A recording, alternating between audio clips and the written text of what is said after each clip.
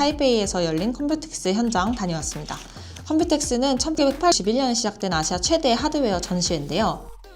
매년 4만 명이 넘는 글로벌 바이어들이 모이는 행사입니다.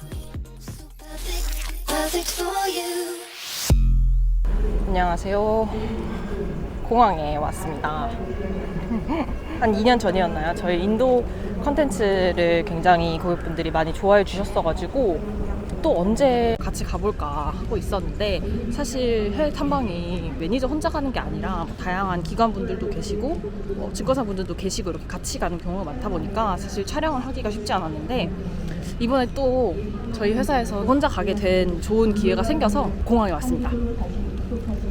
지금 시간이 한 10시 정도 됐거든요. 지난번 인도 같은 경우에도 저희가 직접 이제 탐방을 간 거였기 때문에 촬영이 좀 수월했었고, 항상 저만 이렇게 혼자서 가는 것 같은데, 이번에도 대만의 증권사 분들이 어레인지를 해주셔가지고 이제 탐방을 가게 되었습니다. 지난번이랑 동일하게. 그래서 올해는 대만을 가고요. 대만에 그럼 왜 가냐? CES가 완성된 소비자 제품을 보여주는 자리라면 컴퓨텍스는 그 제품들을 만드는 하드웨어의 공급망을 속속들이 들여다볼 수 있는 자리라고 보시면 됩니다. 그래서 업계에서는 이 행사를 향후 1-3년간 글로벌 IT 산업이 어디로 향할지 가늠하는 나침반 같은 행사로 평가하기도 합니다.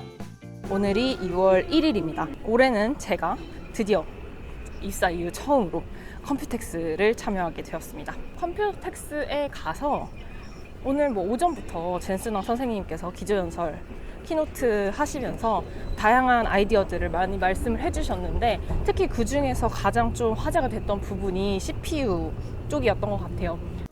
Agentic AI changes the role of the CPU. The CPU is now the conductor, and the GPU is the orchestra. Traditional CPUs were built for a different era, maximizing cores per socket. Slice them up, virtualize, rent by the hour.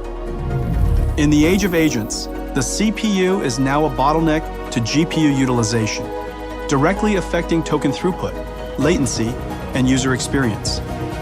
NVIDIA Vera is the CPU, built for the agentic loop, combining NVIDIA's custom data center CPU core with the scalable coherency fabric for the right balance of performance cores and bandwidth to maximize AI factory output. 베라 루빈이 본격적으로 이제 출하가 될 시점이기 때문에 베라 루빈의 아키텍처와 특히 에이전틱 AI 생태계를 지원하는 CPU에 대해서 아주 강력하게 좀 피력을 했던 그런 키노트였던 것 같습니다. 그래서 베라에 대해서 굉장히 디테일하게 좀 다양한 설명을 해주셨었는데, ARM 기반으로 만들어진 베라가 기존의 X86 대비해서 압도적으로 높은 컴퓨팅 파워를 제공할 수 있다라는 이야기를 하면서 이미 지금 장외로 ARM이 많이 오르고 있는 그런 상황이고요. 그래서 저도 가서 사실은 이 에이전틱 AI 생태계를 엔비디아 밸류체인 내에서 어떤 식으로 다양한 기업들이 또 지원을 하고 있는지, 이런 것들에 좀 집중해서 이번 컴퓨텍스를 보게 될 것 같습니다. 보통 이제 컴퓨텍스에 가면 다양한 기업들이 많이 오는데, 특히 이제 베라 루빈이 이제 실제로 양산이 되는 시점이 다다랐다 보니까 보통 이제 항상 그 엔비디아의 새로운 아키텍처가 나올 때는 컴퓨텍스에서 좀 공개를 하는 경향이 있습니다. 그래서 이전에 있었던 그레이스 블랙웰 같은 경우에도 그랬었고, 그 전에 허퍼 같은 경우에도 그랬었기 때문에 이번에도 베라 루빈 신규 아키텍처 를 지원하는 다양한 생태계들의 서버 디자인들이 실제로 그 하드웨어 제품으로 생산이 돼서 전시장에서 공개가 될 예정으로 저는 알고 있고요. 그래서 저도 사실은 이게 실제로 보는 건 또 처음이거든요. 근데 이번에 베라 루빈으로 넘어가면서 칩 개수가 엄청나게 많아졌잖아요. 그래서 엄청 웅장한 렉과 서버 시스템을 좀 볼 수 있을 것 같아요. 일반 서버뿐만 아니라 서버 안에 들어가는 다양한 부품들, 그리고 버티브나 아니면 델타 같은 기업들이 지원하는 쿨링 시스템이나 전력 장비 시스템 같은 것도 전부 다 볼 수 있기 때문에, 또 실제로 서버 보드 안에 들어가는 다양한 칩들이나 서버 구조까지도 컴퓨텍스에서 만나볼 수 있어서 이번에 가서 다양한 기업들의 부스를 방문해보면서 새로운 칩은 뭐가 있는지, 새로운 부품은 또 뭐가 있는지, 어떤 부분에 우리가 투자를 해야 최대의 수익률을 만들어낼 수 있을지, 이런 것들을 직접적으로 또 몸으로 경험하면서 새로운 투자 아이디어를 한번 찾아보도록 하겠습니다. 안녕!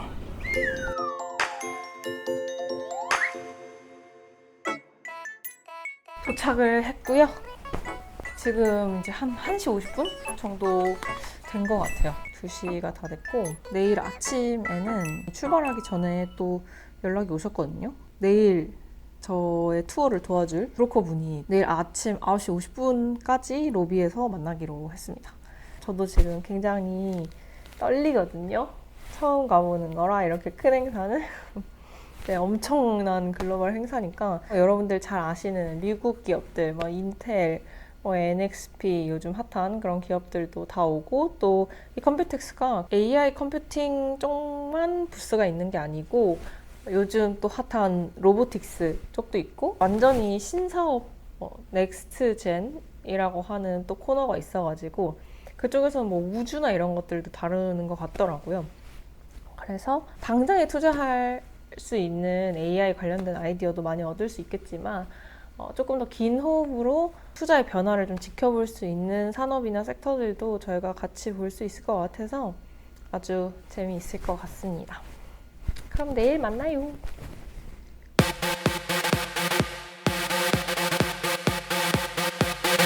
안녕하세요. 오늘은 6월 2일 아침이 밝았습니다. 잘 잤고요. 지금 9시 30분 정도인데 내려가서 커피 한잔 하면서 리포트 좀 보다가 행사장으로 이동을 할 것 같습니다. 같이 가봐요.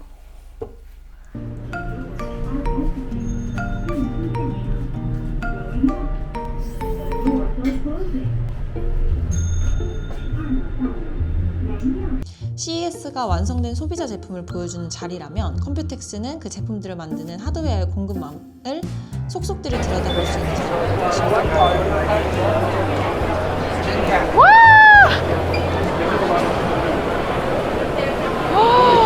대박. 오, 멋지다. 와우. Is it your first time? You come to 와. 전시장은 크게 서버관, 로봇 IoT관, 그리고 게이밍관 등으로 나뉘어 있었는데요. 예전에는 게이밍 부스가 압도적으로 많았는데 올해는 분위기가 완전히 달랐습니다. PC 시대의 축제였던 컴퓨텍스의 부스 대부분을 이제는 AI 서버 인프라 업체들이 차지하고 있더라고요. 새로운 AI 격전지를 만드는 사람들이 모이는 자리로 완전히 바뀌었다는 인상을 강하게 받았습니다. 첫 번째로 방문한 부스는 위윈, 대만 서버 OEM 업체였습니다. 사실 그냥 앞에 있어서 먼저 갔어요. 대만 서버 OEM 업체들이 이번 행사에서 베라루빈 서버를 들고 나올 거라는 소식에 가장 궁금했던 부스 중에 하나였는데 마침 위인에서 실제로 확인할 수 있었습니다. 이전 세대 서버인 그레이스 블랙웰 대비 외형상 크게 달라진 점은 없어 보였어요. 다만 눈에 크게 띄었던 거는 새롭게 등장한 파워 렉이었습니다. AI 서버 전력 밀도가 계속 높아지면서 이제는 컴퓨팅 렉 따로 전력 공급을 담당하는 렉은 또 따로 구성되는 흐름이 본격화되고 있다는 것을 보여주는 부분이었습니다. 에이직 서버들도 함께 둘러봤는데요. 예전에는 엔비디아 GPU 서버 대비 한 세대 정도 기술적으로 뒤처져 있다는 인식이 있었습니다. 그런데 이번에 아키텍처만 놓고 보면 가장 하이엔드 기술들이 이제는 에이직 서버에도 거의 그대로 적용되고 있더라고요. GPU와 에이직 서버 간의 기술 차이가 빠르게 좁혀지고 있다는 신호로 볼 수 있을 것 같습니다. 다음으로 들른 곳은 젠텍이었습니다. 1987년에 설립된 대만 회사인데 원래는 반도체 칩의 방열판이나 리드 프레임 같은 정밀 부품을 만들던 회사였어요. 그런데 이 AI 서버의 발열량이 폭증하면서 이 회사가 보유한 베이퍼 챔버 기술이 빛을 보기 시작했고 지금은 TSMC의 코어스 패키징용 리드 스티프너를 독점 공급하는 위치에까지 올라섰습니다. 최근 젠텍의 주가 드라이버는 마이크로 채널 리드라는 부품인데 투자자들이 가장 궁금해하는 부분이기도 합니다.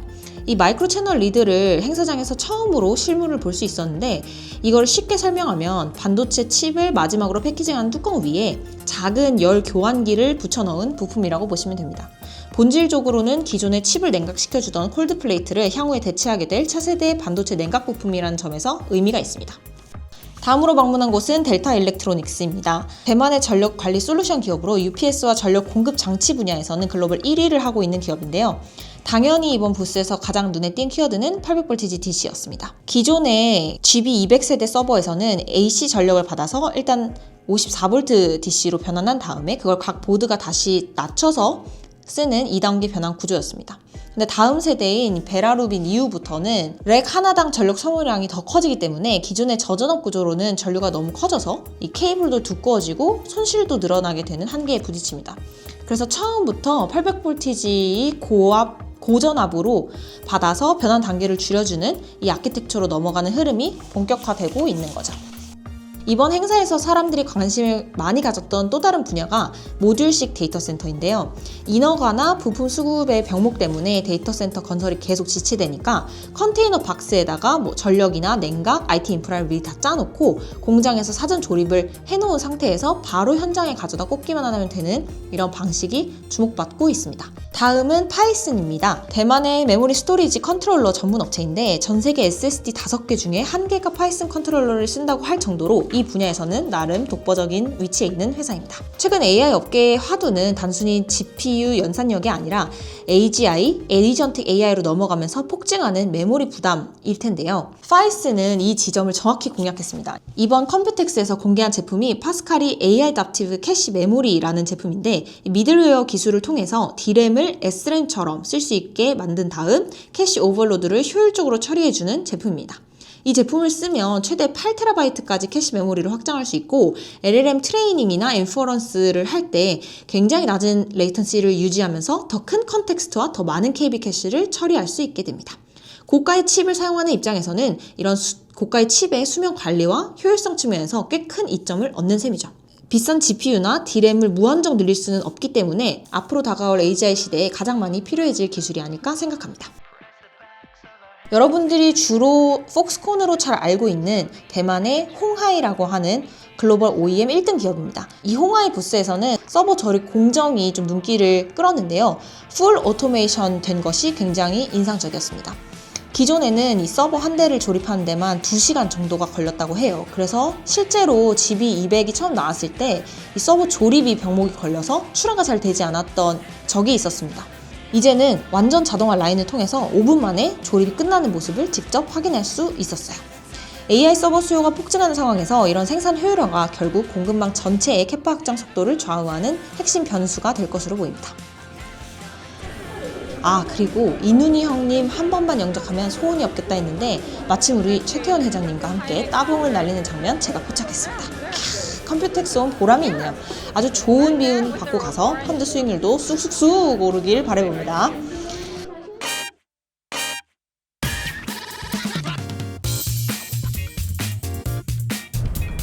안녕하세요. 둘째 날 아침이 밝았습니다. 얼굴이 좀 많이 부었죠? 잠을 못 잤어요.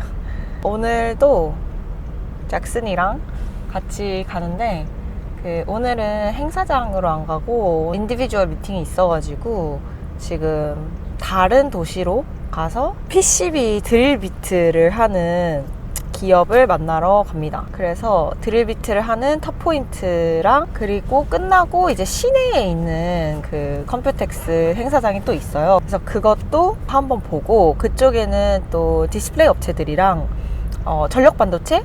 이런 아날로그 반도체 하는 업체들이 조금 있는 것 같아서 제가 또 지령을 받았거든요. 저희 준 팀장님께서 NXP를 꼭 만나고 오라고 하셔가지고 일단은 한번 가서 여러 가지 좀 업황 같은 거 물어보고 AUO라고 하는 이제 대만의 디스플레이 기업 꼭 만나보고 싶어가지고 행사장으로 갔다가 근처에 또 윈웨이라고 하는 지난번 운영 보고 보신 분들은 아실 텐데 저희가 꽤 많이 들고 있는 또 기업이라서 오늘 가게 되고요. 윈웨이는 지난번에 한번 말씀드렸던 것처럼 포고핀 테스트 소켓, 파이널 테스트 소켓 하는 회사인데 프로브카드 쪽으로 확대를 하고 있는 그런 기업이라서 또 업황은 어떤지 그리고 제품의 디벨롭먼트는 어떻게 되어가고 있는지 물어보게 될 것 같습니다. 그 미팅 하는 거를 찍을 수 있을지 모르겠어요. 그래서 그래도 찍을 수 있다면 조금 찍어볼 수 있도록 하겠습니다. 네, 이제 이 탑포인트에 도착을 했고요. 한번 들어가서 미팅을 해보도록 하겠습니다. 탑포인트는 대만의 PCB용 드릴비트 제조사로 일본의 유니온툴과 함께 이 시장에서 글로벌 1, 2위를 다투는 기업입니다. 이런 위상에 걸맞게 유니마이크론, GCE 등 대만의 탑티어 기판 제조업체에 제품을 납품하고 있습니다. 그런데 고작 드릴비트 만드는 기업 미팅을 위해 이 자리까지 이동해서 왔냐고요? 사실 이 드릴비트가 요즘 PCB 업계의 병목과 스펙 업그레이드의 핵심에 있습니다. 최근 AI 서버용 PCB 사양이 급격하게 업그레이드 되면서 적층 단수가 높아져서 기판이 굉장히 두꺼워졌고 소재도 더 단단한 쪽으로 바뀌고 있습니다.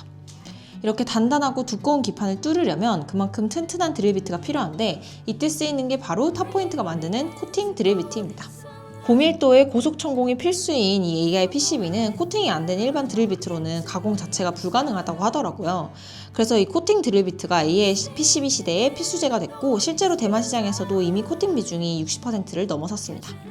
마진 역시 이 코팅 제품이 비코팅 제품 대비해서 50% 이상 높다고 하니까 부가가치가 높은 제품 비중이 계속 늘어나면서 실적이 크게 성장하는 국면에 접어들었습니다.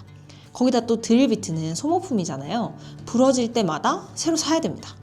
이렇게 수요가 급증하다 보니 캐파도 빠르게 늘고 있는데 현재 월 3,500만 개에서 2028년에는 월 9,000만 개 수준까지 확대될 것으로 예상하고 있습니다. Beautiful girl.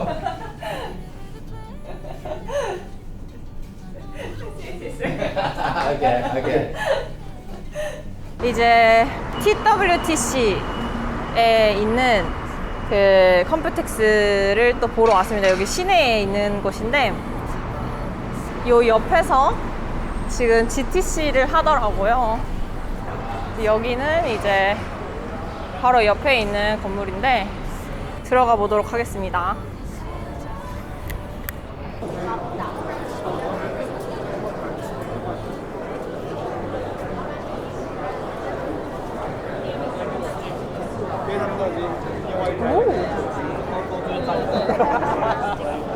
여기 그 TWTC에 있는 전시는 전부 다 디스플레이 전시여가지고 너무 재미가 없어가지고 여기서는 더 이상 볼 게 없을 것 같아서 일단 잭슨이랑 같이 나왔고요. 바로 옆에 타이페이 101이라고 하는 이게 랜드마크 같은 그런 건물이 바로 옆에 있어요. 보여드릴게요. 와, 엄청 멋지죠? 이렇게 생겼고 이게 중간중간에 막 약간 중국 스타일의 그런 디테일들이 건물에 있어요. 여기가 신이 싱이. Yeah. 싱이 이쪽이 약간 여의도 같은 데인가 봐요. 그래서 엄청 오피스들도 많고 이쪽에서 제일 많이 논다고 하더라고요. 여기가 제일 막 고급지고 좋은 게 많대요. 그래서 온 김에 어차피 점심 먹어야 되거든요. 그래서 한번 구경하고 점심 먹으러 가보겠습니다.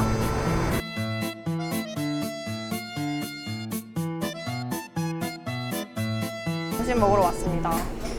엄청 맛있겠죠? 코스 요리 시켰어요. 저는 이제 다 끝나고 여기 무슨 쇼핑할 수 있는 데 왔는데 포야라고 그 대만의 올리브영 그런 곳이 있거든요. 그래가지고 이거 한번 봐보려고 여기도 상장사예요. 그래서 왔어요. 네, 이렇게 생겼고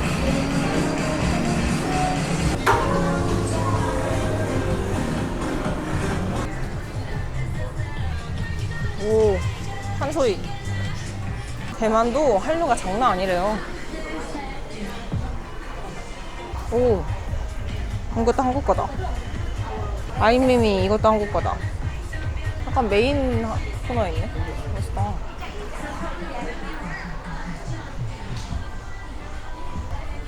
노래도 블랙핑크 나오고. 엄청 크다. 뭔가 분위기는 좀 일본 드럭스토어 같긴 하거든요. 오, 뭐야. 역시 팩은 국산께 짱인가? 엄청 많아요, 한국게. 아비브도 있고. 아비브 엄청 많고. 에스파도 있고.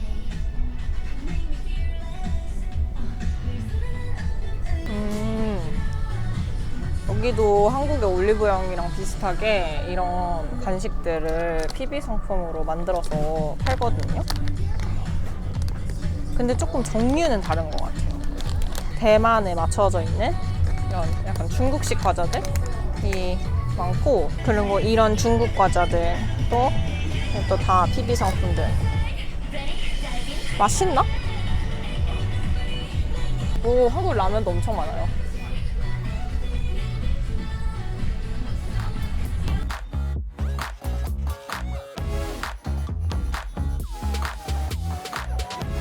오늘은 이제 난강에서 못 봤던 부스들 좀 보고 난 다음에 2시쯤에 이제 UMT라고 하는 그 스페이스X 위성의 그 안테나를 공급하는 기업이 있어요.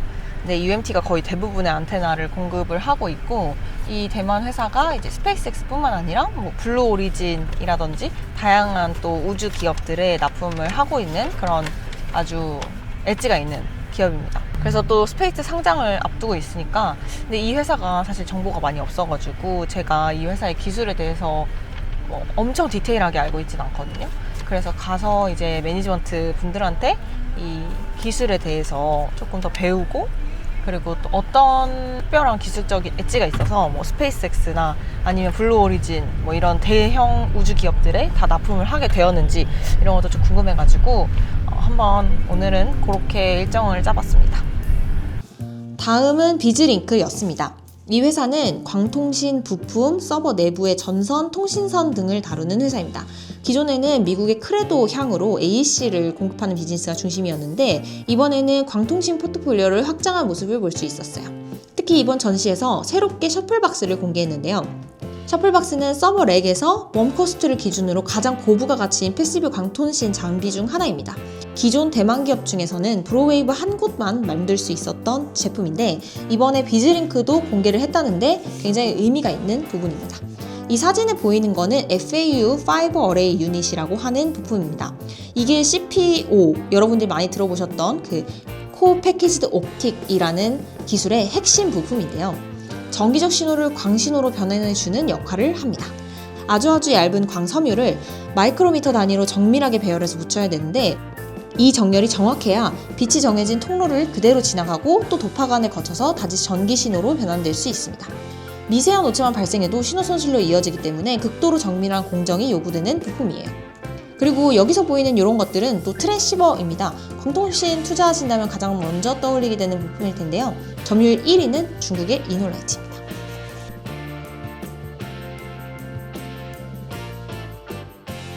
도착을 했습니다.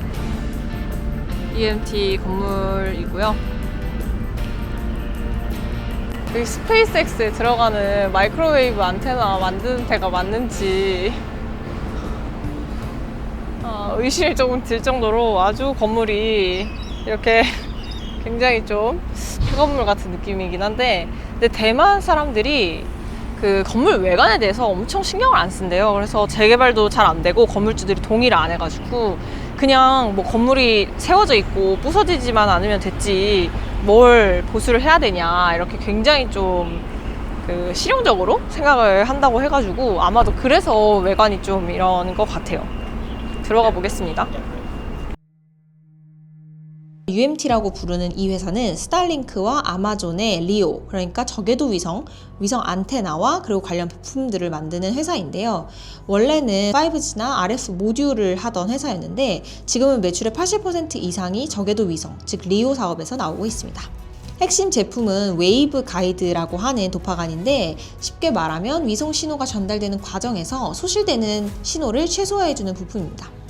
우주 산업은 특성상 트랙 레코드, 즉 우주 환경에서 얼마나 오래 망가지지 않고 버텨주는지가 검증됐는지, 그것이 가장 중요한데, UMT는 이런 내구성을 검증받은 ODM 업체로서 고객사가 원하는 스펙에 맞춰서 부품을 만들어줄 수 있는 역할을 합니다. 스페이스X와 아마존이 모두 사용하는 안테나 부품 모듈 업체라는 것만 봐도 기술력은 이미 검증됐다고 봐도 무방하겠죠?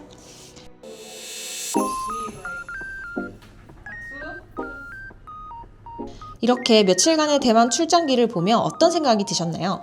AI 인프라라고 하면 다들 엔비디아, 브로컴, 하이닉스만 떠올리실 수 있는데, 막상 인프라 레벨에서 보면 이름 모를 정말 수많은 대만 기업들이 전체 밸류 체인을 지원하고 있습니다. 단순히 제조기지가 아니라 칩 하나가 복잡해짐과 동시에 패키징, 테스트, 부품, 소재, 냉각, 통신까지 전부 진화해야 하는데, 대만은 이 전체 밸류 체인을 모두 자국 내에서 수급할 수 있는 산업 생태계 전반이 함께 진화하는 듯한 느낌을 받았습니다. 이제 공항에 왔습니다. 일정이 다 끝나고 이제 돌아갑니다. 재미있었고요. 새로운 것들도 많이 봤고 아주 즐거운 또 여행이었습니다. 제가 컴퓨텍스를 또 올 수 있을까요? 이번 컴퓨텍스를 보면서 다시 한번 확인한 건 AI 인프라 투자의 본질은 결국 누가 더 빨리, 더 정밀하게, 더 안정적으로 이 복잡한 시스템을 만들어내고 생태계를 지원해 줄 수 있느냐의 싸움이라는 거였고 그 한 가운데에 대만이 있다는 것을 다시 한번 체감했습니다. 오늘 영상 여기까지고요. 다음에 또 찾아오도록 하겠습니다. 시청해주셔서 감사합니다.